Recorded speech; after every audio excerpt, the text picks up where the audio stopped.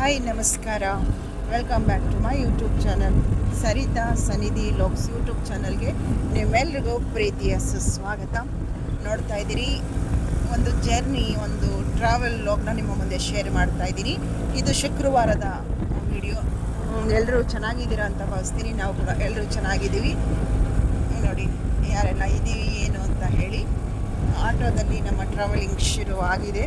ಒಂದು ಪ್ರತಿ ಶುಕ್ರವಾರ ಇನ್ಮೇಲೆ ನಮ್ಮ ಪರಿಸರದಲ್ಲಿರುವ, ನಮ್ಮ ಊರಿನ ಅಕ್ಕಪಕ್ಕ ಇರುವಂತಹ ಶಕ್ತಿಪೀಠಗಳಿಗೆ ನಿಮ್ಮನ್ನು ಕರ್ಕೊಂಡು ಹೋಗಬೇಕು ಅಂತ ಅಂದ್ಕೊಂಡಿದ್ದೀನಿ. ಈ ಶುಕ್ರವಾರ ಈ ದಿನ ಎಲ್ಲಿಗೆ ಹೋಗ್ತಾ ಇದ್ದೀನಿ, ಯಾವ ದೇವಸ್ಥಾನಕ್ಕೆ ಹೋಗ್ತಾ ಇದ್ದೀನಿ ಅಂತ ಹೇಳಿ ಮುಂದೆ ಹೋಗ್ತಾ ನಿಮಗೆ ಗೊತ್ತಾಗುತ್ತೆ. ನಮ್ಮೊಟ್ಟಿಗೆ ನೀವು ಕೂಡ ಬನ್ನಿ. ಹಾಗೆ ಚಾನಲ್ಗೆ ಮೊದಲ ಬಾರಿ ಬಂದಿದ್ದರೆ, ಫಸ್ಟ್ ಟೈಮ್ ಬಂದಿದ್ದರೆ ಚಾನಲ್ನ ಸಬ್ಸ್ಕ್ರೈಬ್ ಮಾಡ್ಕೊಳ್ಳಿ, ಸಪೋರ್ಟ್ ಮಾಡಿ. ವಿಡಿಯೋ ಇಷ್ಟ ಆಗ್ತಾ ಇದೆ ಅಂತ ಹೇಳಿದ್ರೆ ಹೆಚ್ಚು ಲೈಕ್ಗಳನ್ನ ಕೊಡುವಂಥದ್ದನ್ನು ಮಾಡಿ. ಹೋಗ್ತಾ ಹೋಗ್ತಾ ಹಾಗೆ ಎಲ್ಲಿ ಕರ್ಕೊಂಡು ಹೋಗ್ತಾ ಇದ್ದೀನಿ ಅಂತ ಹೇಳಿ ನಿಮಗೆ ಹೇಳ್ತಾ ತೋರಿಸ್ತಾ ಕರ್ಕೊಂಡು ಹೋಗ್ತೀನಿ. ಬನ್ನಿ. ನೋಡ್ತಾ ಇದ್ದೀರಿ, ಪ್ರಯಾಣ ಶುರು ಆಯಿತು. ಹುಣಸೂರಿಂದ, ನಮ್ಮೂರು ಹುಣಸೂರಿಂದ ತುಂಬ ದೂರ ಅಂತ ಏನಿಲ್ಲ. ಈ ಥರ ಓನ್ ವೆಹಿಕಲ್ ಏನಾದರೂ ನಾವು ಮಾಡ್ಕೊಂಡು ಹೋಗ್ತೀವಿ ಅಂತ ಹೇಳಿದ್ರೆ ಒಂದು 20 ನಿಮಿಷ ಇಲ್ಲ ಅರ್ಧ ಗಂಟೆ ಅಂತ ಅಂದ್ಕೊಳ್ಳಿ. ಅಷ್ಟು ಕಿಲೋಮೀಟ್ರು ಎಷ್ಟಿದೆ ಅಂತ ನಂಗೆ ಸರಿಯಾಗಿ ಗೊತ್ತಿಲ್ಲ. ಅಷ್ಟರಲ್ಲಿ ನಾವು ಟೈಮಿಂಗ್ಸಲ್ಲಿ ಅರ್ಧ ಗಂಟೆಲೆಲ್ಲ ರೀಚ್ ಆಗಬಹುದು. ತುಂಬಾ ಶಕ್ತಿ ದೇವತೆ ಅಂತ ಹೇಳ್ತೀನಿ. ತುಂಬ ಪವರ್ಫುಲ್ ಅಮ್ಮನವರು. ಪ್ರತಿ ಶುಕ್ರವಾರ ನಿಮ್ಗೆ ಗೊತ್ತಿರೋ ಹಾಗೆ ದೇವಸ್ಥಾನಕ್ಕೆ ನಾನು ಶಕ್ತಿ ದೇವಸ್ಥಾನಗಳಿಗೆ ಹೋಗಬೇಕು ಅಂತ ಹೇಳಿ ಪ್ರಾರಂಭ ಮಾಡಿದ್ದೀನಿ.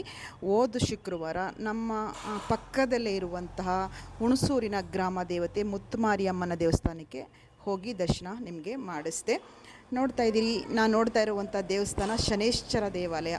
ಪ್ರತಿ ಶನಿವಾರ ನಾನು ಇಲ್ಲಿಗೆ ಹೋಗ್ತೀನಿ. ನಮ್ಮ ಹುಣಸೂರಲ್ಲೇ ಇರುವಂತಹ ಶನೇಶ್ವರ ದೇವಾಲಯ. ಇಲ್ಲಿಂದ ಪ್ರಯಾಣ ಶುರು ಆಗಿದೆ. ನಿಮಗೆ ಗೊತ್ತಿರೋ ಹಾಗೆ ನಮ್ಮ ಮೈಸೂರು ಜಿಲ್ಲೆಗೆ ಸೇರಿರುವಂಥ ತಾಲೂಕುಗಳು ಅಂತ ಹೇಳಿದ್ರೆ KR ನಗರ, ಹುಣಸೂರು, ಪಿರಿಯಾಪಟ್ಟಣ, HD ಕೋಟೆ ಈಗ ಸೇರುತ್ತಲ್ವ. ಅದೇ ರೀತಿ ನಾನು ಹೋಗ್ತಾ ಇರುವಂಥ ದೇವಸ್ಥಾನ ಇರುವಂಥದ್ದು KR ನಗರ ತಾಲೂಕಿಗೆ. ನನ್ನ ತಂಗಿ ಊರು, ನನ್ನ ಮದ್ದಿ ತಂಗಿ ಇದ್ದಾಳಲ್ಲ, ಅವರ ಯಜಮಾನ್ರ ಊರಿಗೆ ತುಂಬ ಹತ್ರ ಈ ದೇವಸ್ಥಾನ. ಹಂಗೆ ಹೋಗ್ತಾ ಒಂದು ಪ್ರಕೃತಿ ಸೌಂದರ್ಯನೂ ಕೂಡ ನಿಮಗೆ ರೋಡ್ ಸೈಡು ವ್ಯೂನ ತೋರಿಸ್ತಾ ಕರ್ಕೊಂಡು ಹೋಗ್ತಾ ಇದ್ದೀನಿ. ಇನ್ನೇನೋ ಹೇಳ್ತೀನಿ ರೀ, ದೇವಸ್ಥಾನದ ಆರ್ಚು ಸಿಕ್ಕ ತಕ್ಷಣ ಯಾವ ದೇವಸ್ಥಾನ ಏನು ಅಂತ ಹೇಳ್ತೀನಿ. ತುಂಬ ಕಡೆಯಿಂದ ಬರ್ತಾರೆ, ತುಂಬ ಕೂರ್ಗು, ಮಂಗಳೂರು ಕಡೆಯಿಂದನೂ ಸಹ ಅಲ್ಲಿ ಬಂದಿರೋದನ್ನ ನಾನು ಗಮನಿಸಿದೆ.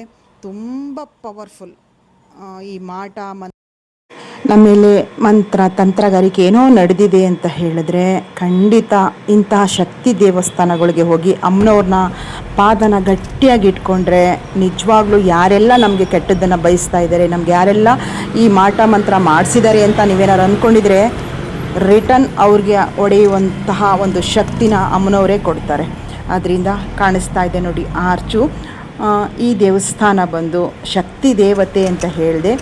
ಮಾವುತೂರು ಅಮ್ಮ ಅಂತ ಹೇಳ್ತಾರೆ. ಅಮ್ಮ ಮಾವುತೂರು, ಇದು ಮಾವುತೂರು ಅನ್ನೋ ಊರು. ಇಲ್ಲಿಗೆ ಅಮ್ಮನವರ ಒಂದು ಹೆಸರಿದೆ, ಮಾವುತೂರು ಅಮ್ಮ ಅಂತ ಹೇಳ್ತಾರೆ. ತುಂಬಾ ಒಂದು ಜಾತ್ರೆ ನಡೆಯುತ್ತೆ. 7 ವರ್ಷ ಇಲ್ಲ 5 ವರ್ಷಕ್ಕೊಮ್ಮೆ ಜಾತ್ರೆ ನಡೆಯುತ್ತೆ. ಅನಾದಿ ಕಾಲದಲ್ಲಿ ಹೇಗೆ ನಡೀತಾ ಇತ್ತು ಅಂದರೆ ಇಲ್ಲಿ ಮತ್ತು ಕೋಣಗಳನ್ನ ಬಲಿ ಕೊಡ್ತಾರೆ. ಇಲ್ಲಿ ಆ ಮಾಂಸನ ಕುಕ್ಕೆಯಲ್ಲಿ, ಆಗ ಹಿಂದೆ ಹೇಳ್ತಾ ಇರೋದು ನಾನು, ಹಿಂದಿನ ಕಾಲದಲ್ಲಿ ನಡೀತಿದ್ದಂಥ ಪದ್ಧತಿನ ಹೇಳ್ತಾ ಇದ್ದೀನಿ. ಆ ಒಂದು ಕುಕ್ಕೆ ಮಾಂಸನ ತುಂಬಿ ಮಾಂಸನ ಎರಚಿದ್ರೆ ಹೂವು ಆಗ್ತಿತ್ತಂತೆ. ನೋಡಿ ಎಷ್ಟು ಶಕ್ತಿ ಇರಬಹುದು ಅಂತ ಹೇಳಿ. ಅಷ್ಟು ಅದ್ಭುತವಾದ ಒಂದು ಶಕ್ತಿ ದೇವತೆ ಅಂತ ಹೇಳಬಹುದು. ಅಲ್ಲಿಯ ಸ್ಥಳೀಕರಣ ಕೇಳಿದಾಗ 7 ವರ್ಷಕ್ಕೊಮ್ಮೆ ಏನೋ ಜಾತ್ರೆ ನಡೆಯುತ್ತಂತೆ. ಅಷ್ಟು ಅದ್ದೂರಿಯಾಗಿ ನಡೆಯುತ್ತೆ. ಅಷ್ಟು ಹೇಗೆ ಅಂತ ಹೇಳಿದ್ರೆ ಒಂದೊಂದು ಪದ್ಧತಿನೂ ಕೂಡ ತುಂಬ ಶಕ್ತಿಶಾಲಿಯಾದಂತಹ ಒಂದು ದೇವಸ್ಥಾನ ಇದಾಗಿರುತ್ತೆ. ನಮ್ಮ ತಂದೆ ಇದ್ದಾಗಲೂ ಕೂಡ ತುಂಬ ಬಾರಿ ನಾವು ಇಲ್ಲಿ ಬಂದಿದ್ದೀವಿ. ನಮ್ಮ ತಂದೆ ನೋಡಿ, ನಮ್ಮದು ಪಿರಿಯಾಪಟ್ಟಣ ತಾಲೂಕಾದರೂ ಸಹ ನಮ್ಮ ಪಪ್ಪ ಅಂದರೆ ನನ್ನ ತಂದೆ ಈ ಸರೌಂಡಿಂಗ್ವರೆಗೂ ಕೂಡ ವ್ಯವಹಾರ ಮಾಡ್ತಿದ್ರು, ಟೊಬೊಕೊ ವ್ಯಾಪಾರ ಮಾಡ್ತಿದ್ರು ನಮ್ಮ ತಂದೆ. ಇಲ್ಲೆಲ್ಲ ಗೊತ್ತು.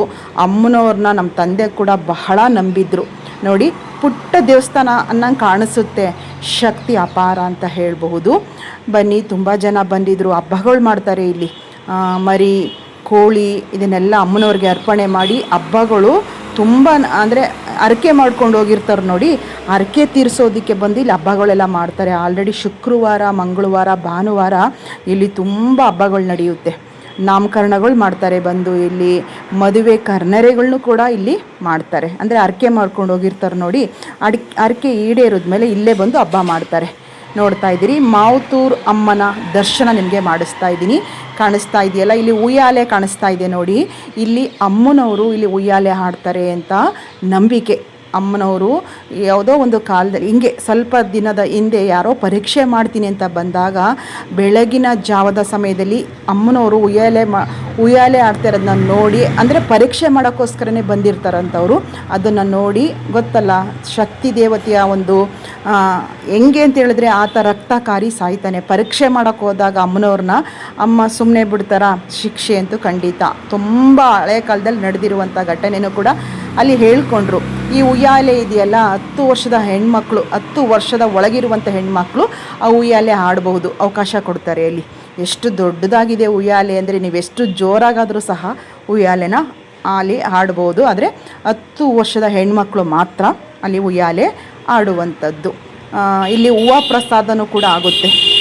ಅವರ ಕೆಲಸ ಕಾರ್ಯಗಳು ಆಗುತ್ತಾ ಇಲ್ವಾ ಅಂತ ಹೇಳಿ ಇಲ್ಲಿ ಹೂವು ಪ್ರಸಾದನೂ ಕೂಡ ಕೇಳ್ತಾರೆ. ಅಮ್ಮನವರು ಆಗೋ ಥರ ಇದ್ದರೆ ತಕ್ಷಣ ಕೊಡ್ತಾರೆ, ಬಲಭಾಗ ಕೊಡ್ತಾರೆ. ಆಗೋದೇ ಇಲ್ಲ ಅನ್ನೋದಾದರೆ ಎಡಭಾಗ ಕೊಡ್ತಾರೆ. ಇಲ್ಲ ಅಂತ ಹೇಳಿದ್ರೆ ಸ್ವಲ್ಪ ನಿಧಾನ ಆಗುತ್ತೆ ಅಂತ ಹೇಳಿದ್ರೆ ತುಂಬದಂಗೆ ಕೂತ್ಕೊಳ್ತಾರೆ, ಪ್ರಸಾದ ಆಗೋದೇ ಇಲ್ಲ. ಆ ರೀತಿಯಲ್ಲಿ ಪ್ರಸಾದದ ಸೇವೆನೂ ಕೂಡ ನಡೆಯುತ್ತೆ. ನೋಡ್ತಾ ಇದ್ದೀರಿ, ಶ್ರೀ ಮಾವತೂರು ಅಮ್ಮನವರ ಸನ್ನಿಧಿ ಅಂತ ಕಾಣಿಸ್ತಾ ಇದೆ. ತುಂಬ ಜನ ಸೇರಿದ್ರು ನಾವು ಹೋಗೋಷ್ಟರಲ್ಲಿ. ಅಮ್ಮನವ್ರ ದರ್ಶನ ಮಾಡ್ಕೊಳ್ಳಿ. ಒಳಗಡೆಯಿಂದ ಯಾವುದೇ ವಿಡಿಯೋ ಕೂಡ ಮಾಡೋದಕ್ಕಾಗಿಲ್ಲ ನನಗೆ. ಇಲ್ಲಿ ಅಮ್ಮನವ್ರು ಕಾಣಿಸ್ತಾ ಇದೆಯಲ್ವ, ಕೂತಲ್ಲೇ ನಿಜವಾಗ್ಲೂ ಪ್ರಾರ್ಥನೆ ಮಾಡ್ಕೊಳ್ಳಿ. ಮಾವತೂರಮ್ಮ ಅಂತ ಹೇಳಿ ಅಮ್ಮನವರ ಹೆಸರು. ಪ್ರಾರ್ಥನೆ ಮಾಡ್ಕೊಳ್ಳಿ. ದುರ್ಗಾ ಶಕ್ತಿ ದೇವತೆ, ತುಂಬ ಶಕ್ತಿ ದೇವತೆ. ತುಂಬ ಬಾರಿ ನಾನು ನಿಮಗೆ ಹೇಳ್ತಾನೆ ಇದ್ದೀನಿ ಶಕ್ತಿ ದೇವತೆ ಅಂತ ಹೇಳಿ. ಅಂದ್ಕೊಂಡಿದ್ದನ್ನು ಬೇಗ ಈಡೇರಿಸ್ಕೊಡ್ತಾಳೆ ಅಮ್ಮನವರು ಅಂತ ಹೇಳಬಹುದು. ಶುಕ್ರವಾರ ಆಗಿರೋದ್ರಿಂದ ನೀವು ಕೂಡ ಮೊಬೈಲ್ ಕೈಲಿ ಹಿಡ್ದಿದ್ದೀರಿ, ಯೂಟ್ಯೂಬ್ ಆನ್ ಮಾಡ್ಕೊಂಡಿದ್ದೀರಿ. ಈ ವಿಡಿಯೋ ನಿಮಗೆ ಸಿಕ್ಕಿದೆ ಅಂದರೆ ಅಮ್ಮನವರ ಅನುಗ್ರಹ ನಿಮ್ಮ ಮೇಲೂ ಇರಲಿ ಅಂತ ಕೂಡ ಕೇಳ್ಕೊಳ್ಳೋಣ. ನೋಡ್ತಾ ಇದ್ದೀರಿ, ಹೊರಗಡೆ ವ್ಯೂನು ಕೂಡ ನಿಮಗೆ ತೋರಿಸ್ತಾ ಇದ್ದೀನಿ. ಇಲ್ಲಿ ಹೇಳಿದೆ ನಿಮಗೆ, ಕೋಳಿ, ಕುರಿ ಮತ್ತು ಕೋಣ, ಎಮ್ಮೆ, ಕೋಣಗಳು ಕೂಡ ಇಲ್ಲಿ ತುಂಬ ಬಲಿ ಕೊಡ್ತಾರೆ. ಅಂದರೆ ಹರಕೆ ಮಾಡ್ಕೊಂಡಿರ್ತಾರೆ. ಪದ್ಧತಿಗಳು ಏನಿದೆಯೋ ಅದನ್ನು ಪಾರಂಪರಿಕವಾಗಿರೋದನ್ನು ಮುಂದುವರಿಸ್ಕೊಂಡು ಬರುವಂತಹದ್ದು ಕೆಲವು ಕ್ಷೇತ್ರಗಳಲ್ಲಿ ಖಂಡಿತ ಇದೆ. ಆದ್ದರಿಂದ ಮತ್ತು ಇನ್ನು ಸ್ವಲ್ಪ ದಿನವೇ ಜಾತ್ರೆ ಕೂಡ ಆಗುತ್ತಂತೆ. ಅವರು ಹೇಳ್ತಾ ಇದ್ರು, ಸುಮಾರು ವರ್ಷದ ಮೇಲೆ ಜಾತ್ರೆ ನಡೀತಾ ಇದೆ. ಒಂದೊಂದು ಮನೆಗೆ 1 ಲಕ್ಷ ಖರ್ಚು ಬೀಳುತ್ತಂತೆ ಜಾತ್ರೆ ಆಗಬೇಕಾದ್ರೆ. ಅಲ್ಲಿಯ ಸ್ಥಳೀಕರು ಹೇಳ್ತಾ ಇದ್ರು. ಅಷ್ಟು ಪದ್ಧತಿ ಮತ್ತು ಹಾಗೆ ಅನುಸರಿಸ್ಕೊಂಡು ಮುಂದುವರಿಸ್ಕೊಂಡು ಬರ್ತಾ ಇರುವಂಥದ್ದು. ಏನನ್ನಿಸ್ತು ಅಂತ ಹೇಳಿ ವಿಡಿಯೋ. ಪ್ರತಿ ಶುಕ್ರವಾರ ಅಮ್ಮನವರ ದರ್ಶನ ಅಂತೂ ಖಂಡಿತ ಮಾಡಿಸ್ತೀನಿ. ಶಕ್ತಿ ದೇವತೆ ಅಂದರೆ ನನಗೆ ಎಲ್ಲಿಲ್ಲದ ಭಕ್ತಿ ಶ್ರದ್ಧೆ ಖಂಡಿತ ಇದೆ. ನಿಜವಾಗ್ಲೂ ನಮ್ಮ ಸರೌಂಡಿಂಗಲ್ಲಿರುವಂಥ ಅದ್ಭುತ ಶಕ್ತಿ ಇರುವಂತಹ ಶಕ್ತಿ ದೇವಸ್ಥಾನಗಳನ್ನ ನಿಮಗೆ ತೋರಿಸ್ತಾ ಹೋಗ್ತೀನಿ ಶುಕ್ರವಾರ.